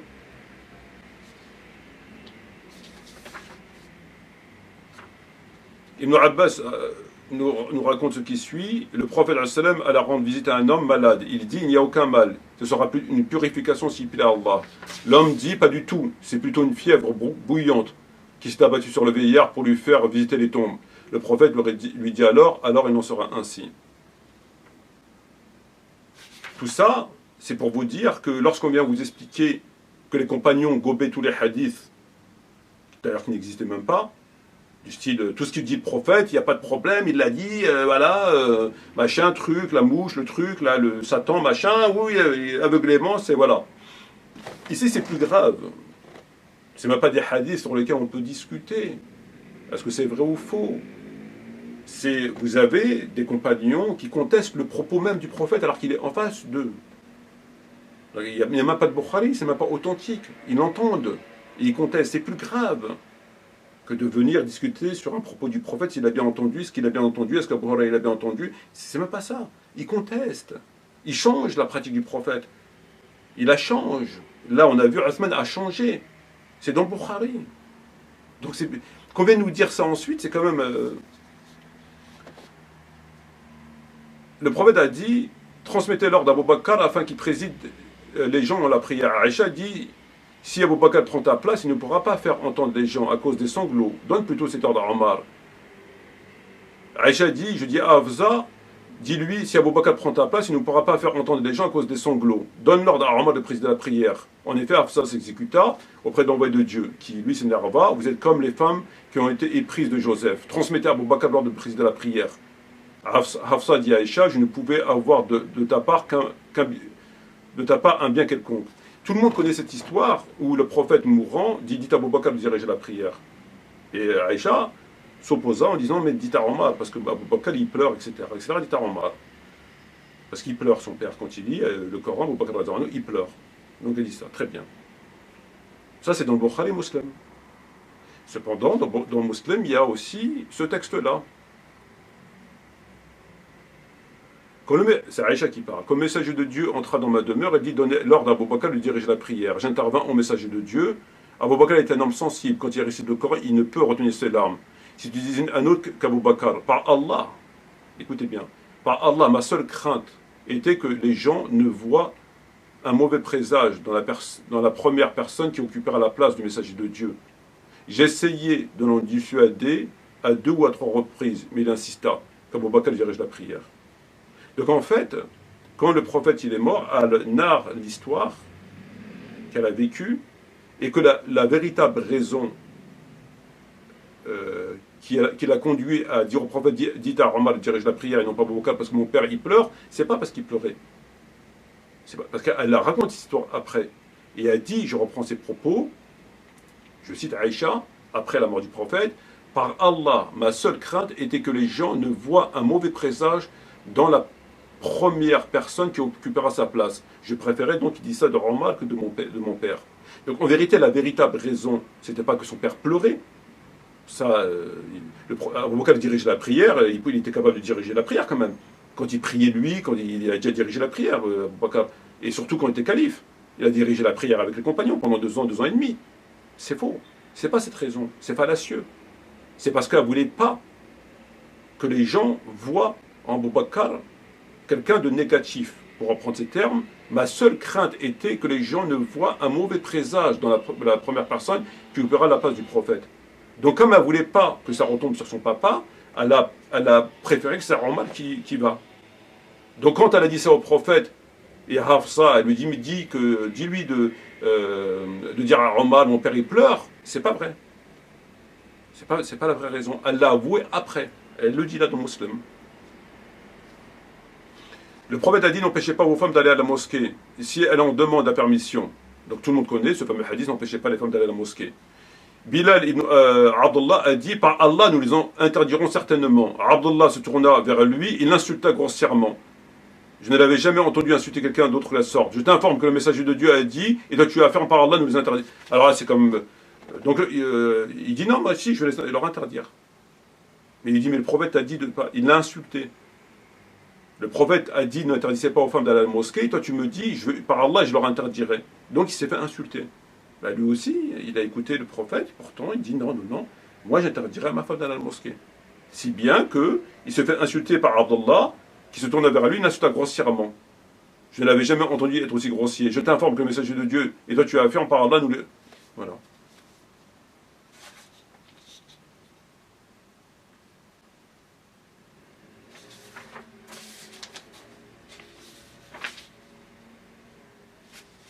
Ça, c'est pour mettre en évidence que contrairement à ce qu'on vous fait croire, quand on vous dit que les compagnons ne contestaient pas les hadiths, ils ont fait pire, que les compagnons ont fait pire que contester, comme on l'a vu.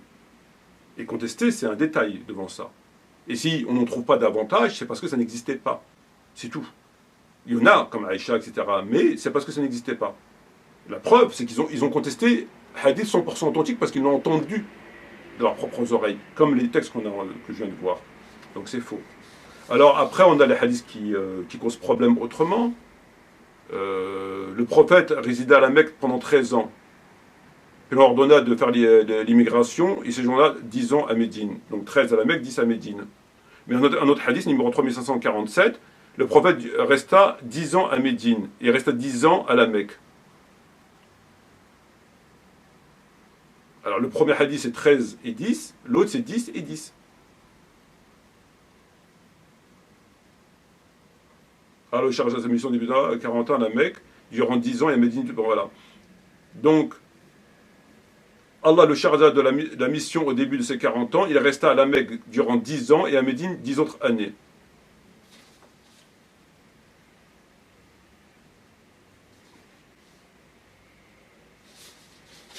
« 13, 10, 10, 10, Bukhari Muslim, non c'est bon, pas de problème. C'est authentique. 13 et 10 c'est pareil, c'est authentique, c'est authentique. Authentique dans le sens, le texte tu le prends, tu peux argumenter avec, tu peux citer dans les mosquées, tu peux...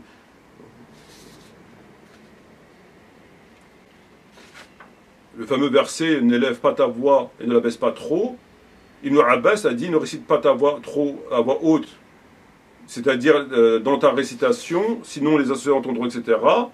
Et ils vont injurer le Coran, ils ne l'abaissent pas trop, sinon le compagnon ne pourra pas l'entendre. Donc ce verset n'abaisse pas ta voix et n'élève pas trop. Ibn Abbas a dit, c'était par rapport aux polythéistes, et que si tu la baisses trop, les compagnons ne pourront pas t'entendre, et si tu la lèves trop, tu vas te faire insulter par les polythéistes. Mais Aïcha a dit, ce verset était révélé concernant les invocations, les du'a. Ibn Abbas, dans Bukhari, il te dit pour la prière, c'est des versets du Coran. Aïcha te dit non, c'est les du'a.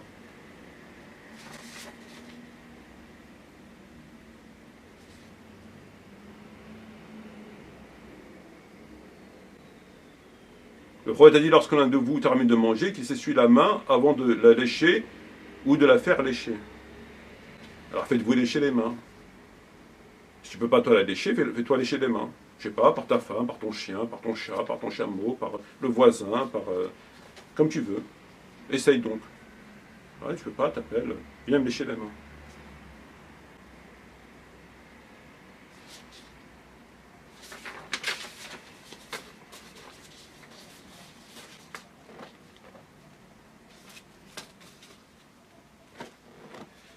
Alors lorsque ce dernier nous dit, vous pensez que le compagnon, quand on leur a rapporté un hadith comme ça, il commence à douter, ben ils ont fait pire. Un certain nombre d'entre eux a fait pire. Aussi simple que ça, d'après ce qu'on vient de voir. Passons à l'extrait suivant. Normalement, tu es soumis. Et si on t'apporte un hadith qui contredit la logique ou la science, tu l'acceptes quand même. Alors l'extrait numéro 5, on va essayer d'accélérer un petit peu. Je vous avais dit au début de vidéo, vous avez deux extraits qui sont très édifiants. Le 5 et le 7. Là, on est dans le 5. On a entendu ce dernier nous dire, si on te rapporte un hadith qui contredit la logique ou la science, tu l'acceptes quand même. Voilà. Si on te rapporte un hadith sahih, bien sûr, pas dans Abi Daoud ou Nisaï, non, Bukhari, Muslim. Ou validé. Ils n'ont pas besoin de le valider parce qu'il est authentique. On ne dit jamais rapporté par Bukhari, validé par Albani. On l'a déjà vu ça. Donc il nous dit, lorsqu'on vous rapporte un hadith qui contredit la logique ou la science, tu l'acceptes quand même. Voilà.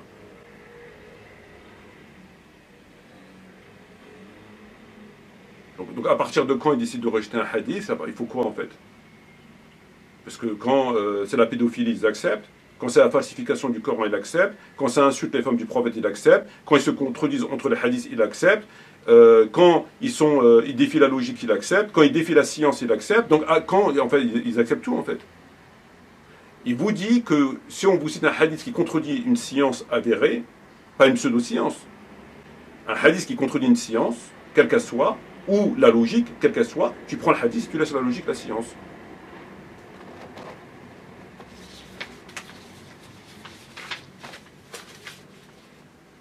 Il veut confronter des hadiths à la logique et à la science, alors ils n'arrivent même pas à répondre aux contradictions qui sont dedans.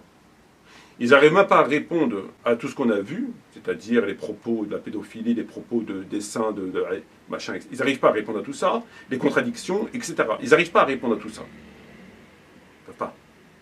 Mais ils veulent les confronter à la science et à la logique. Et il te dit, il faut accepter le hadith. Ah, voilà. Ça, c'est lorsque le prophète a dit dans Muslim, si l'un de vous bat son frère, qu'il évite le visage, car Allah a créé Adam à son image.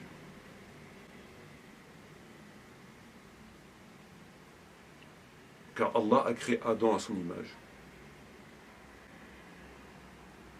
Lorsque tu veux frapper ton frère, évite le visage. Pourquoi? Parce que Allah a créé Adam à son image. Sahih Muslim.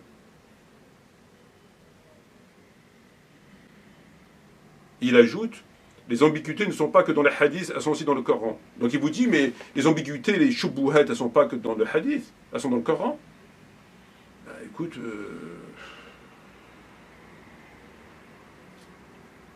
si on met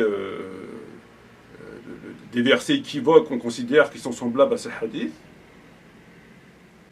C'est comme si tu comparais un rhume et la peste, quoi. Ou dans le Coran, vous allez trouver ce genre de problème, des ambiguïtés dans le Coran. Il y a des versets qui sont équivoques, oui. Les versets qui ne le sont pas, oui. Mais les versets équivoques, qu'est-ce qu'ils disent que nous avons vu? Non. Les versets du Coran, ils te disent Aïcha, son sein, machin, truc, etc. Ils te disent ça.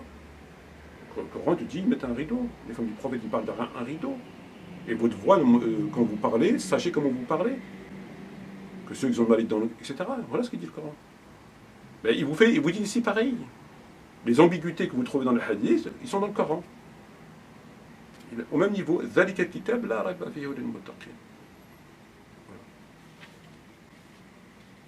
Et pourtant, son copain Karim contredit des hadiths. Lui-même Karim dit que dans le Bukhari, il y a du faux.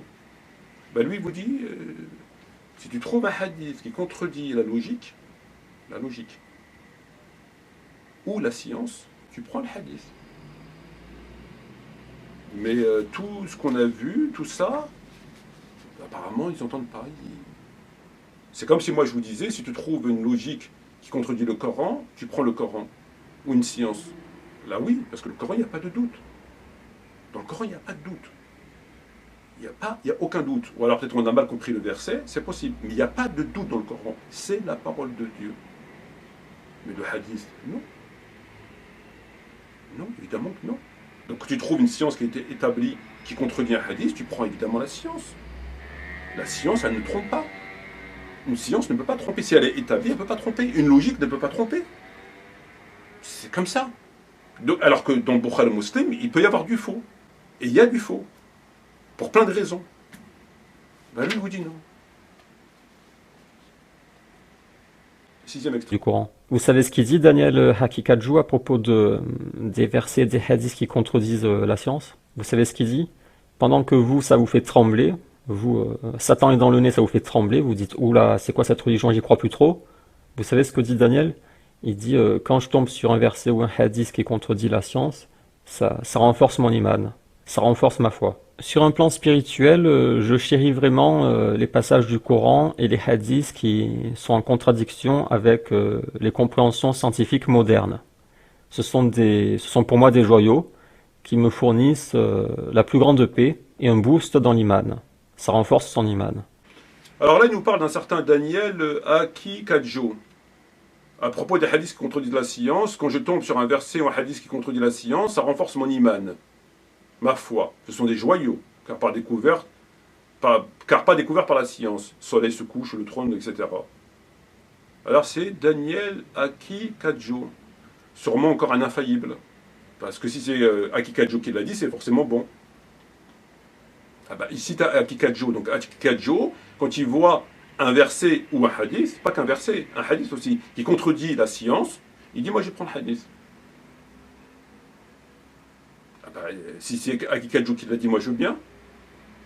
Donc moi, il dit que ça augmente sa science, ça augmente sa foi. Il faudrait lui envoyer tous les vidéos qui tournent, Majid Kachal, l'Osterwan, etc. Puis comme ça va lui donner un coup de main. Sa foi va augmenter au point d'imploser ou d'exploser.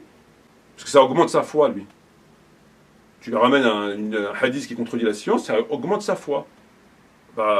Ramenez tous les choubouhettes et tout ce que vous voulez, puis comme ça va augmenter sa foi. Et il ose parler après, il dit, mais c'est ça la communauté de Mohammed. Sans ajouter, bien sûr, alayhi salatu wassalam.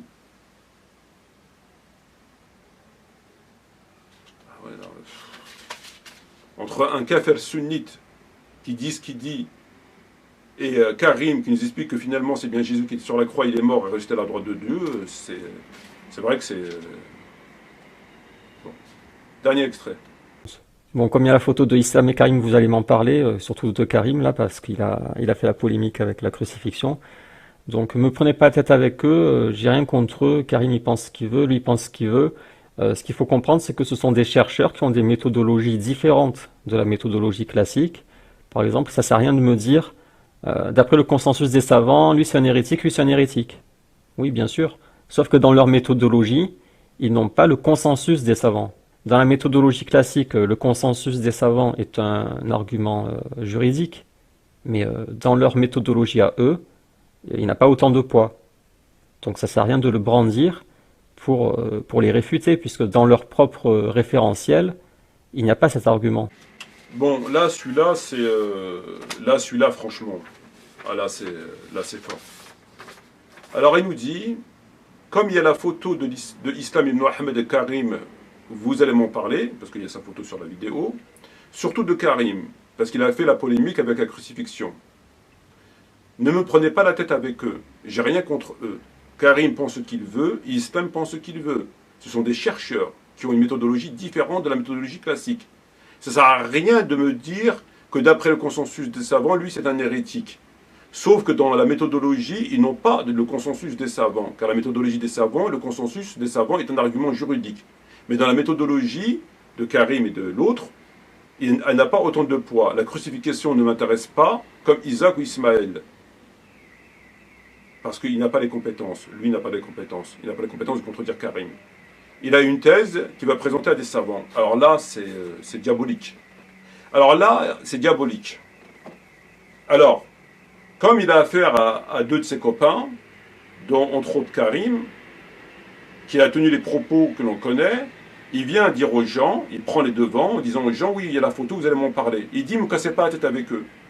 Oui, Karim la polémique, mais il pense ce qu'il veut, ce sont des chercheurs modernes. Et le consensus, chez les chercheurs modernes, il n'a pas autant de poids que les savants. Chez les savants, le consensus des savants est un argument juridique. Chez eux, il te dit non, ce sont des chercheurs, il n'a pas d'argument juridique, pas autant de poids. Ce sont des chercheurs. Donc ne prenez pas la tête avec eux. et je connais rien à la crucifixion. C'est très fort. Que de défendre ses copains, c'est très fort. Quand il s'agit d'aller taper sur un petit peu tout le monde, parce qu'il a oublié une virgule, ou parce qu'il a contredit un hadith de Bukhari, Chouboued, ils savent. Mais quand quelqu'un vient contredire le Coran, radicalement, et que, comme il dit, il y a consensus, il vous dit, ah ben le consensus, ils ne sont pas eux concernés par le consensus. Parce que ce sont des chercheurs modernes. Ah, parce que c'est des chercheurs modernes, donc ils ne sont pas concernés par le consensus. Mais le consensus des savants n'évoque pas quelque chose qui est contextuel. S'il évoquait un sujet contextuel, on peut dire qu'ils ne sont pas concernés, ils ont leur ijtihad. Mais quand les savants ont un consensus sur une question, par exemple que la prière est obligatoire, ou que la zakat, ou enfin, ce que vous voulez, leur consensus repose sur des données présentes, qui sont aussi présentes, les données n'ont pas changé, c'est les mêmes. Donc l'approche que nous devons avoir ne diffère pas. Parce qu'il n'y a pas d'éléments nouveaux qui pourraient venir, le cas échéant, modifier notre étude. Il n'y a pas d'éléments nouveaux. Donc eux, ce sur quoi les éléments qu'ils ont poussé à tenir ces propos-là, on a les mêmes. On n'a pas apporté d'éléments nouveaux. Donc on est censé quand même les suivre. Ah ben lui, il vous dit non. Il vous dit non, non, non, non. Ce sont des chercheurs modernes. Donc le consensus n'a pas autant de valeur que chez les autres. Ce n'est pas un argument juridique. Ah, celle-là, je ne la connaissais pas. Celle-là, elle est fabuleuse. Elle est fabuleuse. Elle est fabuleuse. Alors qu'évidemment, c'est une tromperie manifeste. C'est parce qu'on voit que d'ailleurs, il fait la promotion de Karim dans sa vidéo, puisqu'il le cite, il l'a cité dans plusieurs vidéos, donc on voit bien qu'il fait la promotion de Karim, mais en vérité, c'est parce qu'il ne veut pas. Pour éviter. D'un côté, il se dit, si je ne parle pas de Karim, qui est sur la vidéo, on va me dire, oui, mais Karim, il a dit. Donc il prend les devants pour justement se justifier, il se justifie par ce qu'on a entendu. Donc le consensus, d'après lui, le consensus d'avant et d'aujourd'hui, c'est pas le même. Donc aujourd'hui, au nom du chercheur moderne, tu peux tout remettre en question. Si Malik, Abu Hanifa, Shafi'i, Ahmed disent que, je ne sais pas, la prière, c'est comme ça qu'on l'a fait et pas autrement, eh ben n'importe qui, il faut qu'il soit copain avec lui quand même, peut venir et dire non, c'est pas comme ça, c'est autrement. Et il a le droit, parce que c'est un chercheur moderne. Ben, quand on est chercheur moderne, on est moderne, tu vois. Donc, oui, on a les mêmes livres, effectivement, on a les mêmes informations, effectivement, mais je suis quand même un chercheur moderne. Tu vois, moi, quand j'étudie, j'ai une lampe, je suis assis sur un fauteuil, j'ai un stylo. Ils n'avaient pas de lampe de stylo. Donc, je peux apporter mon avis à moi. Alors qu'évidemment, ce sont des propos hérétiques. Le consensus ne varie pas selon l'époque. Sur des choses qui ne sont pas en rapport avec le contexte, non, évidemment, qui ne sont pas en rapport avec le contexte, le consensus ne peut pas varier. Ce sont des choses qui ne sont pas en rapport avec le contexte, donc le contexte n'a pas d'effet sur la question, ce sont des choses qui ne peuvent pas varier. C'est pas possible. Ben, lui vous dit si. Ce sont des chercheurs modernes. Le consensus, ils s'en tapent. Et vous dit clairement, ils s'en tapent. Il n'a pas autant de poids, il a un petit poids comme ça. Et puis il ne connaît rien à la crucifixion.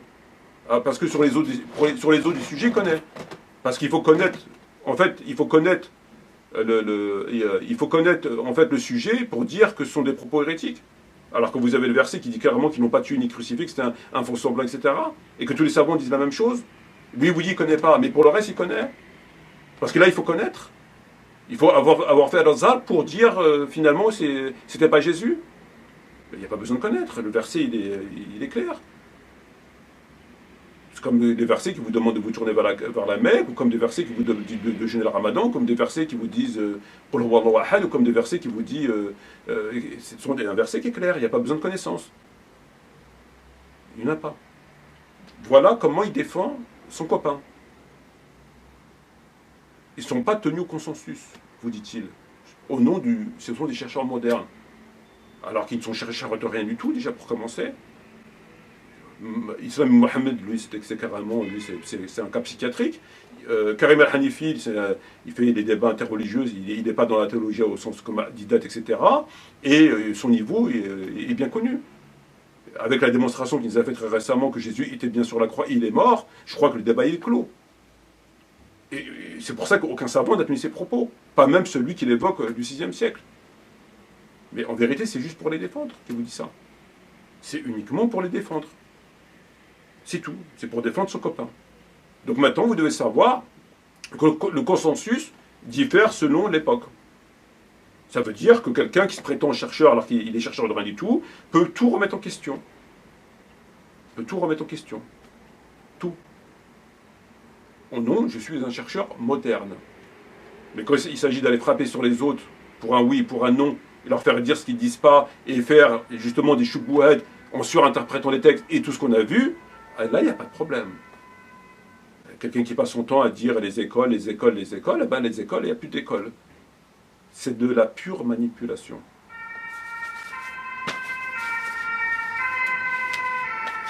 Il a une thèse qu'il présentera à des savants.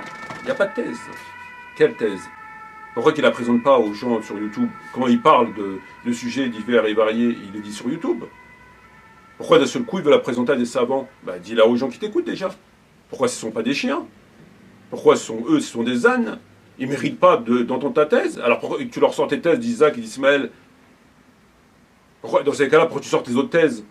Qu'est-ce qu'elle a de si bizarre cette thèse pour que tu puisses ne pas la sortir? Parce qu'il n'y a pas de thèse. Quelle thèse? Parce que ses propos sont mensongers. Ahmed Didat, il a dit, il n'a rien dit. Le savant du 6e siècle qui aurait contredit les salafs, c'est pas vrai. Il n'a rien contredit du tout. J'ai son livre, son tafsir, j'ai regardé, c'est mensonger, c'est pas vrai. Il n'y a aucune thèse. Et le verset est clair, il est moubine.